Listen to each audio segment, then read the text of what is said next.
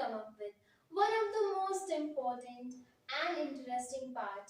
And this time, this is the most important part of our building block of life. And you might have guessed that is nothing but the cell. And today we are going to talk about the most important and wonderful organelle of the cell, and which is none other than mitochondria. So today we will be going to discuss about this wonderful organelle which is mitochondria. So let's begin. So firstly, this mitochondria.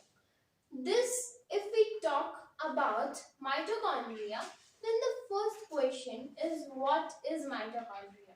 Now, mitochondria is nothing but the energy currency of the cell. If we draw a cell we know is something that have a membrane, that have a nucleus, and that have a nucleoplasm here.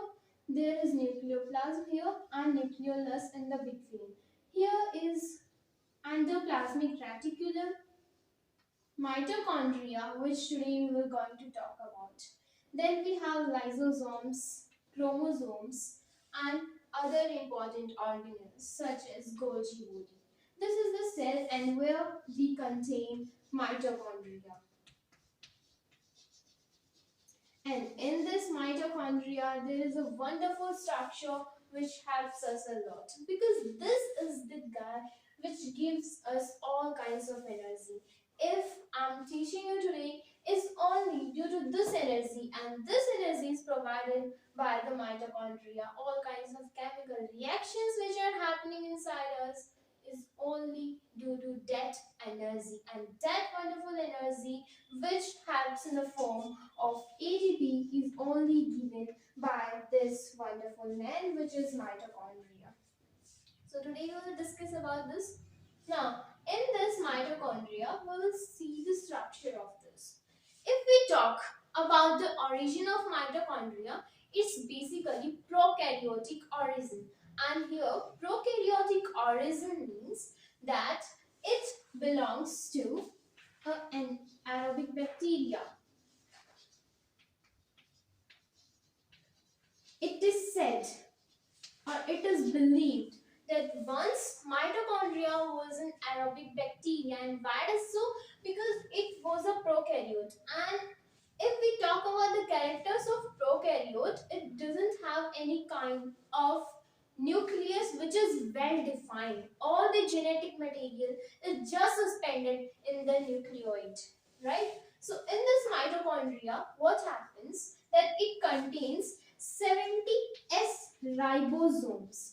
70S ribosomes we know that are only found in that prokaryotes, and that's why mitochondria is referred to as prokaryotic origin. Now let's discuss about this structure of mitochondria and their functions. So before this, let me rub this all. Now, if we discuss the structure of mitochondria, now let's do this. First of all, there are membranes, right? So it looks something like this. And this is nothing but the mitochondria, and this is the outer membrane. So we will fill all the organelles one by one, and I will also describe them this way. Okay, this is the outer membrane. Okay, then let me draw that. We also have inner membrane, and we only as familiar that mitochondria is a double membranous organelle. Like this. Okay, so let's label this. This is nothing but our outer membrane.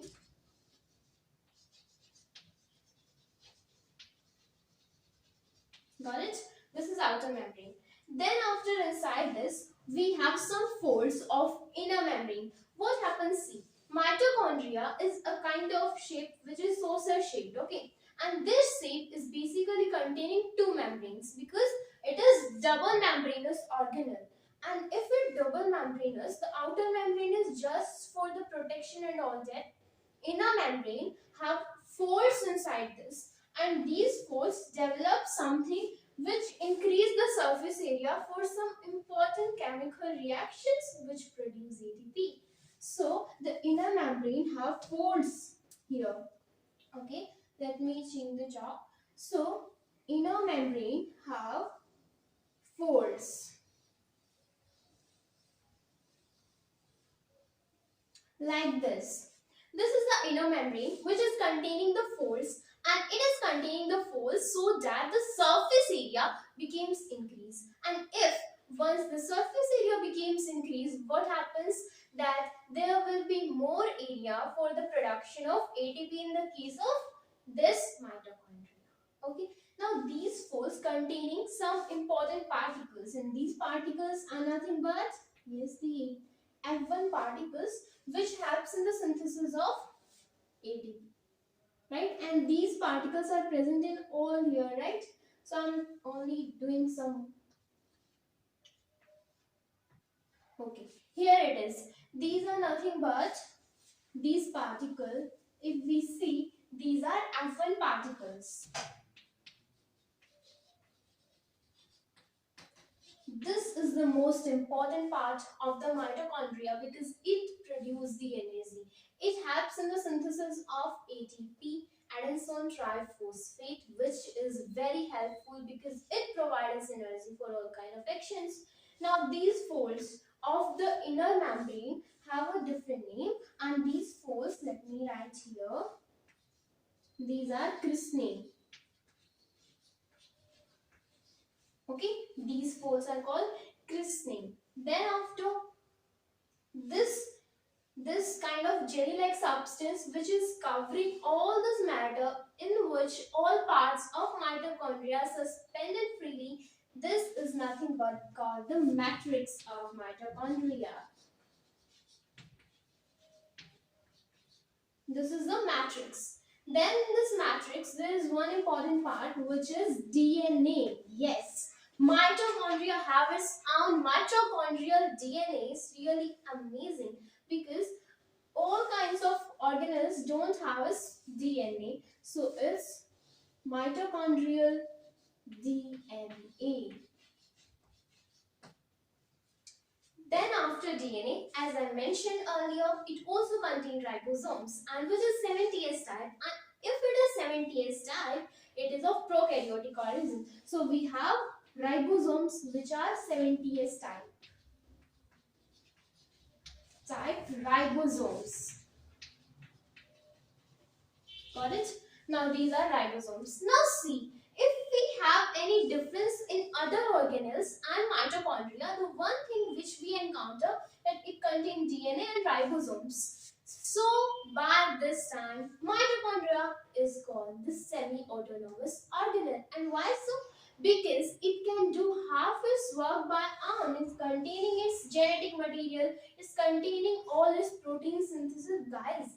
So it can do its all functions. That's why mitochondria is credited as semi-autonomous organelles, right? Then this mitochondria have this amazing structure and wonderful also. Then after we talk about semi-autonomous, plastid is also a semi-autonomous organelle. This is about the mitochondria. Thanks for watching. Bye.